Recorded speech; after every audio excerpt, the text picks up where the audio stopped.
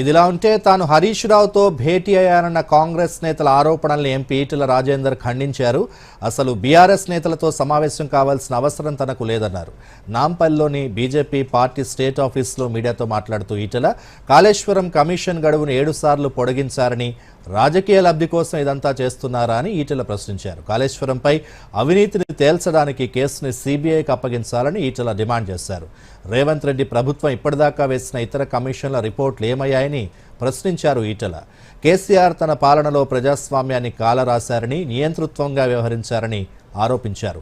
CM Revanth వచ్చి సంవత్సరం దాటినా ఇప్పుడు కూడా అదే పరిస్థితి ఉందని విమర్శించారు. బీఆర్ఎస్ కాంగ్రెస్ పార్టీ తెలంగాణ ప్రజల కలల్ని కల్లలు చేశాయన్నారు. కేసీఆర్ రాష్ట్రాన్ని అప్పుల పాలు చేస్తే రేవంత్ రెడ్డి అబద్ధపు వాగ్దానాలతో ప్రజల్ని మోసగిస్తున్నారని ఈటెల విమర్శించారు.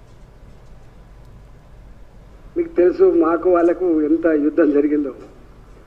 ఇక్కడ సావుల కాడ ఆచారానికి కలుసుకునేది తప్ప, ఇక్కడ పెళ్లిళ్ళ కాడ ఆచారానికి కలుసుకునేది తప్ప మాకు ఎక్కడ వాళ్ళతో మాట్లాడే అవకాశం లేదు, అవసరం లేదు. నెంబర్ 1.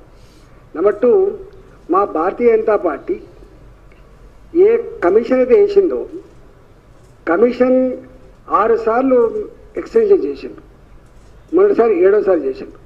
నిజంగా కాళేశ్వరం ప్రాజెక్టులో జరిగిన అవకతవకల్ని బయట తీయడానికి ఇస్తున్నారా, ఇలా బదనాం చేసి మరో రాజకీయ లబ్ధి కోసం ప్రయత్నం చేస్తుందా, మీకు దమ్ముందా అని చెప్పి మేము ఛాలెంజ్ చేసినాం. మీకు చేత కాకపోతే సిబిఐకి అప్పచెప్పండి, విచారణ మేం చేస్తామని చెప్పినాం.